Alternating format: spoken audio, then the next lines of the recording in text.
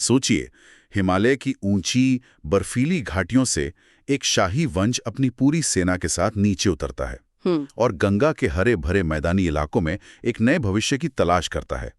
ये किसी फिल्म की कहानी नहीं, बल्कि एक असली सफर है। बिल्कुल। आज हम ऐसे ही एक वंश, पाल सूर्यवंशियों की कहानी की गहरी परतों को खोलने जा रहे हैं। और ये कहानी बहुत दिलचस्प है। हमारे पास जो स्रोत है वो हमें कई सदियों के सफर पर ले जाते हैं, 13वीं 14वीं सदी से लेके आज तक। और इसकी जड़ें तो प्राचीन अयोध्या तक जाती हैं। हाँ, बिल्कुल। तो हमारा मकसद सिर्फ ये नहीं है कि हम ये जाने कि कौन कहाँ गया, बल्कि ये समझना है कि एक परिवार कैसे हिमालय के कत्यूर घाटी से निकला और उत्तर प्रदेश के बस्ती और हरिहरपुर तक पहुंचा। और कैसे सदियों बाद भी उनकी विरासत जिंदा है। और यहाँ पर जो सबसे दिलचस्प बात मुझे लगी वो ये है कि ये कहानी सिर्फ राजाओं और लड़ाइयों की नहीं है। नहीं, ये प्रवास की कहानी है, नई जगहों पर अपनी पहचान बनाने की कहानी है, और सबसे बढ़कर ये समझने की कहानी है कि कैसे एक उपनाम पाल अपने आप में हजारों साल का इतिहास समेटे हुए है। सही कहा। ये सिर्फ एक सरनेम नहीं है, बल्कि एक पहचान है जो पहाड़ों से मैदानों तक उनके साथ चली। तो चलिए इस कहानी के धागों को एक एक करके सुलझाते हैं। तो कहानी का पहला सिरा हमें सीले सन 1305 ईस्वी में ले जाता है। हिमालय में एक रियासत है आस्कोट। वहां से दो सूर्यवंशी राजकुमार अलकदेव और तिलकदेव एक बड़ी सेना लेकर नीचे उतरते हैं और आज के उत्तर प्रदेश के बस्ती जिले में पहुंचते हैं, महूली नाम की जगह पर। बिल्कुल। और ये कोई छोटी मोटी घटना नहीं थी, ये एक तरह का रणनीतिक कदम था। अच्छा। बड़े भाई अलखदेव ने महूली में ही अपना राज्य स्थापित किया, एक किला बनवाया और वहीं बस गए। लेकिन छोटे भाई तिलकदेव वो वापस आस्कोट चले गए। हाँ, यहीं से इस वंश की एक नई शाखा मैदानी इलाकों में अपनी जड़ें जमाने लगती है। एक मिनट, ये थोड़ा अजीब नहीं लगता? दो भाई इतनी बड़ी सेना लेकर इतनी दूर आए, एक रुक गया और दूसरा बस वापस चला गया। क्या स्रोतों में इसकी कोई वजह बताई गई है? ये बहुत अच्छा सवाल है। मतलब कोई अनबन हुई थी या ये कोई पहले से तय की गई रणनीति थी? देखिए, स्रोत सीधे सीधे किसी झगड़े का जिक्र तो नहीं करते, लेकिन उस दौर की राजनीति को देखे तो ये एक सोचे समझी रणनीति हो सकती है। कैसी रणनीति? हो सकता है कि उनका प्लान यही हो, एक भाई नई जमीन पर कब्जा करेगा और दूसरा वापस जाकर घर यानी आस्कोट को मजबूत रखेगा। अच्छा, ताकि अगर नई जगह पर कुछ गड़बड़ हो तो वापस लौटने का एक रास्ता खुला रहे। बिल्कुल, एक तरह का बैकअप प्लान। दिलचस्प है। तो पहले महूली में, फिर पास के अमोढ़ा में, ये तो एक ही जैसा पैटर्न लग रहा है। हाँ, पैटर्न दिखता है। तिलक देव के एक वंशज कान्हदेव ने अमोढ़ा में जो स्थानीय कायस्थ जमींदार थे उन्हें हटाकर खुद अपनी गद्दी जमा ली। बिल्कुल, ये उस दौर में सत्ता के विस्तार की एक आम रणनीति थी।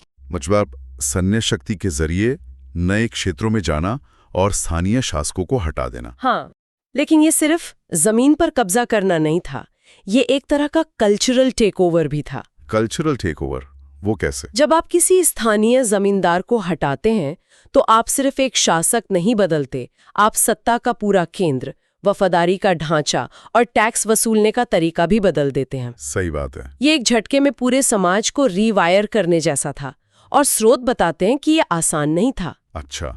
कान्हदेव को भी शुरुआत में पूरी सफलता नहीं मिली थी। उनके बेटे कंचनारायण ने आधा इलाका जीता और फिर जाके उनके उत्तराधिकारियों ने पूरे अमोढ़ा पर कब्जा किया। मतलब इसमें भी काफी समय लगा। बिल्कुल। लेकिन ये सब शुरू कहाँ से हुआ?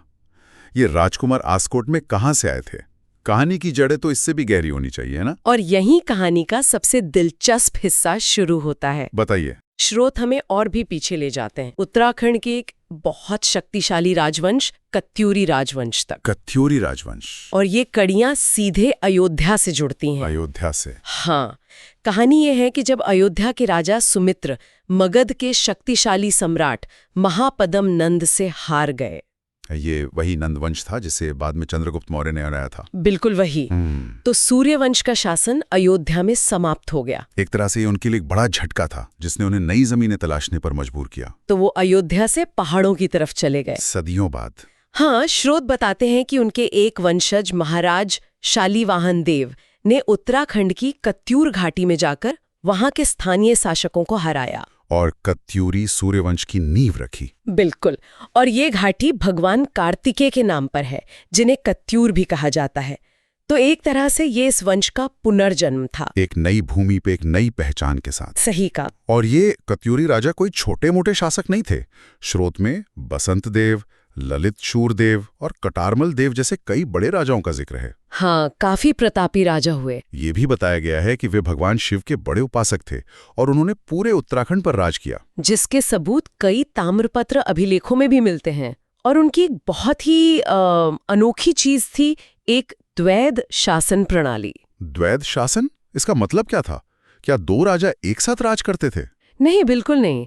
स्रोत इशारा करते हैं कि शायद सत्ता का बंटवारा था।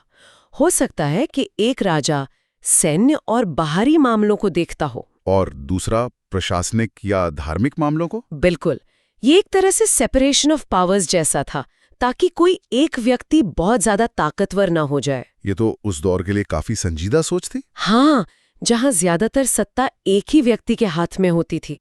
ये दिखाता है कि वो सिर्फ तलवार के दम पर नहीं, बल्कि एक संगठित सिस्टम से राज करते थे। लेकिन एक मिनट, अगर ये कत्यूरी थे तो आज हम इन्हें पाल सूर्यवंशी क्यों कहते हैं? ये पाल नाम कहां से आया? ये थोड़ा कंफ्यूजिंग है। यही तो कहानी का एक टर्निंग पॉइंट है।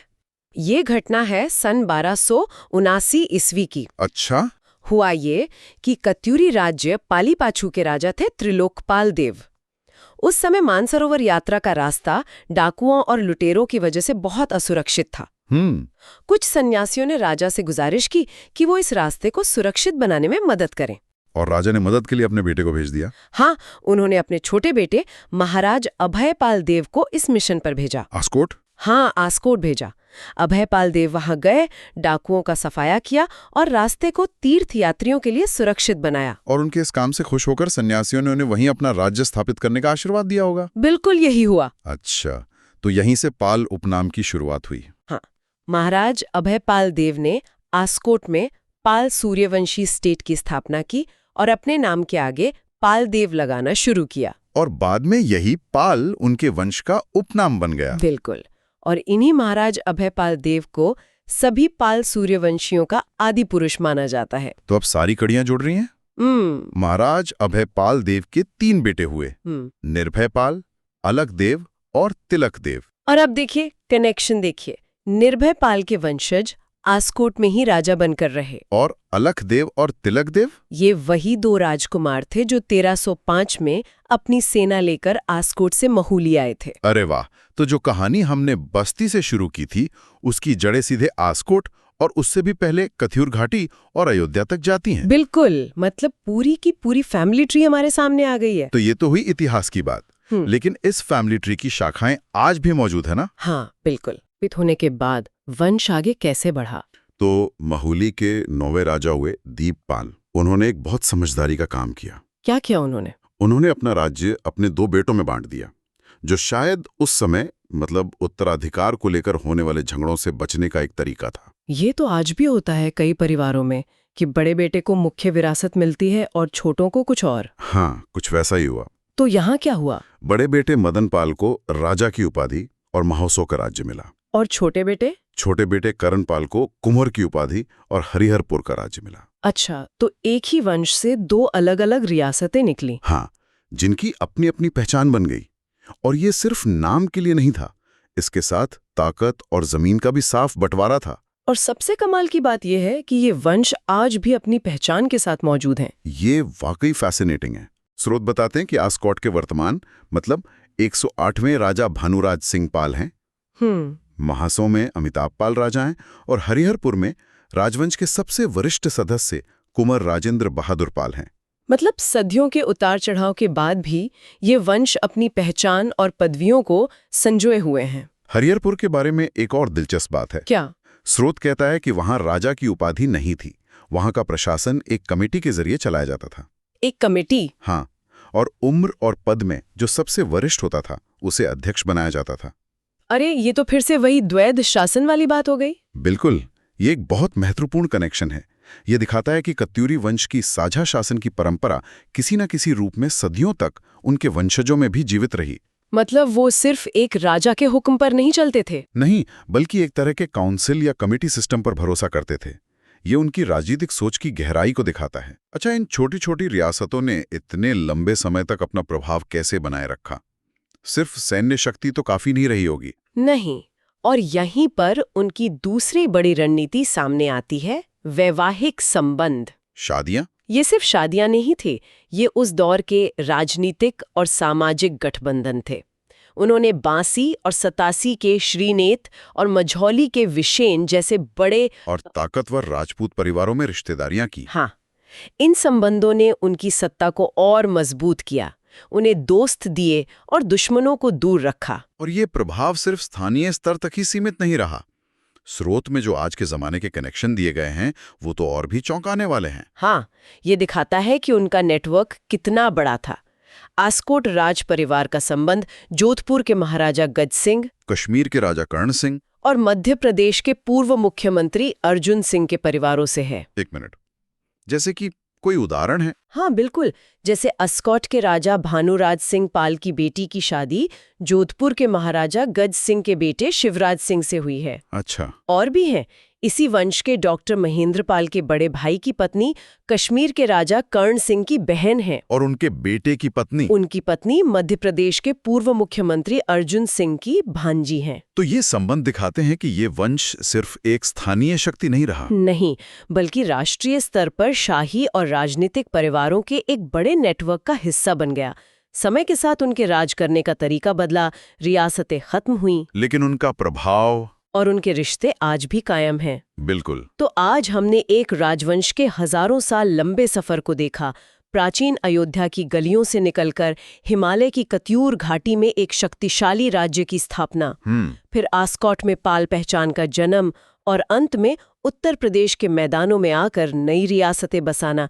ये तो किसी महाकाव्य जैसा लगता है। बड़ा और अपने प्रभाव को बनाए रखता है।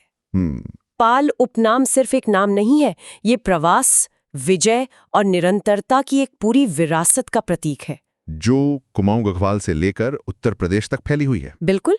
ये कहानी हमें बताती है कि इतिहास सिर्फ पुरानी किताबों में नहीं होता, बल्कि लोगों के नामों, उनके परिवारों और उनके रिश्तों में आज भी जिंदा है। बिल्कुल।